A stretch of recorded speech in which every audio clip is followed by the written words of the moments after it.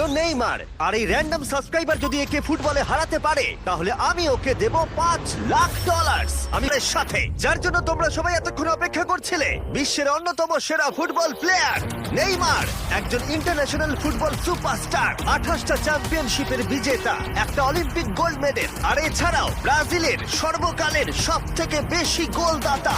সে compete করবে একজন সাধারণ প্লেয়ার হিগোরের সাথে, আর ওরা কম্পিট করবে $5,00,000 জন্য। যদি তুমি যেত এই টাকাটা শুধু তোমার ব্যাংক অ্যাকাউন্টে যাবে, কিন্তু নেইমার জিতলে ওর বেছে নেওয়া যে কোনো চ্যারিটিতে আমি টাকাটা দেবো।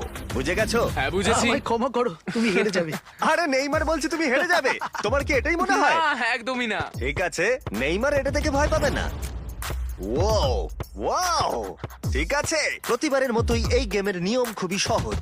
আমরা শুরু করব একটা পেনাল্টি শুট আউট দিয়ে। দুজনে স্কোর করলে আমরা 15 পা করে পিছিয়ে যাব। ততক্ষণ আমরা এটা করে যাব যতক্ষণ না একজন স্কোর করে আর একজন মিস করে দেয়।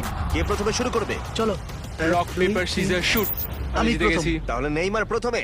এতে পুরো চাপটা আমার উপরেই পড়বে। ইজি। ইজি। ঠিক আছে, আমরা দেখলাম দুজনে স্কোর করলো, কিন্তু এবার আমরা 15 পা পিছিয়ে যাব। ও নেইমার এবার সিরিয়াস হচ্ছে। তোমার এবার ভয় পাওয়া উচিত, ও কিন্তু জুতোর ফিতে বাঁধলো। প্রথম 4টে শট নেইমারের মতো বিখ্যাত ফুটবলার কখনোই মিস করতে পারে না।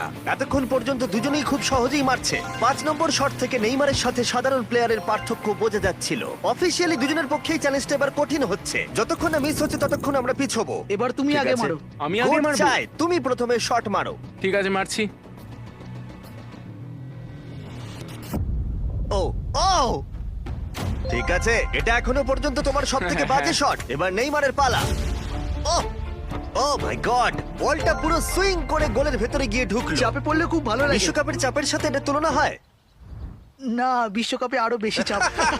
দাঁড়াও দাঁড়াও, তুমি শট মারার আগে তুমি $5,00,000 চেকটা ধরো। নিশ্চয়ই। তুমি এটা গোল করলে আর ও মিস করে দিলে এটা তোমার হয়ে যাবে। তুমি নেইমারকে হারাতে পারবে, ঠিক আছে? ভরসা রাখো। ঠিক আছে।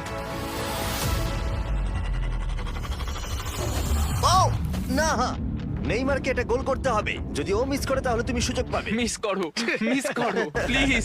দাঁড়াও ভাই, এদিকে একটু সরে এসো। এই গোলটা তবেই কাউন্ট করা হবে যদি এটা বারের মধ্যে লেগে গোলে ঢোকে। না ঢুকলে এটা গোল নয়। নেইমার এতটাই ভালো যে ও বলছে গোলটা তবেই কাউন্ট হবে যদি বলটা বারে লেগে গোলে ঢোকে।